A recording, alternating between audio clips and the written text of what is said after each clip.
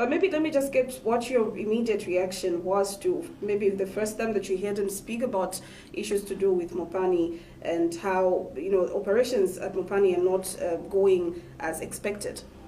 You see, Madam Lovisa, with all due respect, I thank you very much for bringing out an issue pertaining to the suppliers on the copper belt, particularly MOPANI. The resuscitation of the mines where new investors come created an environment of hope, where many other people needed to also count it as a real benefit. The issues of saying there is a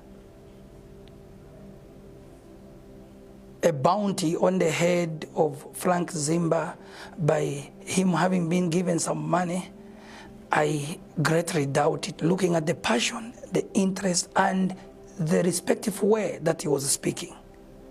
He did not fail to communicate. He tried to communicate, and when he saw that all channels that were supposed to be recipients of his message failed to make an impact.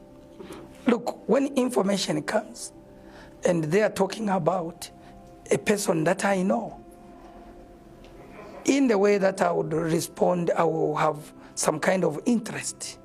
And that kind of interest will make it impossible for me to implement.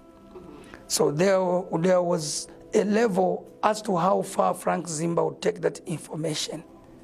The next was a challenge to try and make sure that he makes it public, because the people that are suffering, after all, are Zambians.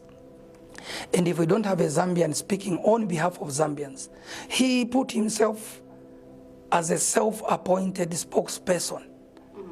And when he spoke, at least we have seen some reaction.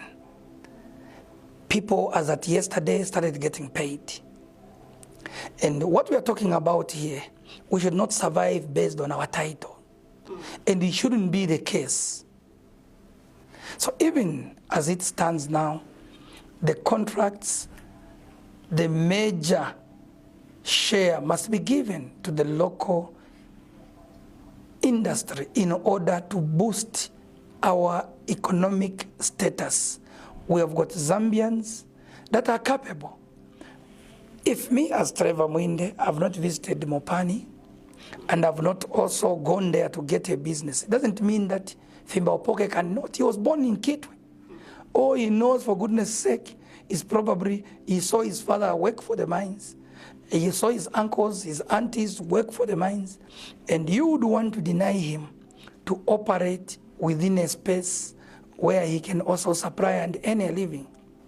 So as far as we are concerned, we need to make sure that the well-being of other youths and other people that we work with in the industry of politics are also taken care of. If he tried to talk to Copperbelt Minister and he did not manage to speak with him, it's quite unfortunate, because Matambo, who is the Honorable Matambo, from where I sit, with the few interactions I've had, he is also accessible. Facts are that, according to his video, he was told that unless you speak to such a person, not that he failed to reach to these people. He was told, speak to the Minister of Mines, speak to the Copperbelt Minister. That is also based on his introduction. If you say I'm from the UPND, then they will tell you, oh, here we recognize the minister, recognize the Copperbelt Minister, we recognize the Permanent Secretary. But those that have been mentioned, we need also to improve the art of broadening the base of how we eat and survive with other people. We appreciate what you have been doing so far, and we do appreciate what you have done in the past. We now pray that as we are going into 2026 mobilization, more can be done, more lives can be affected in a positive way.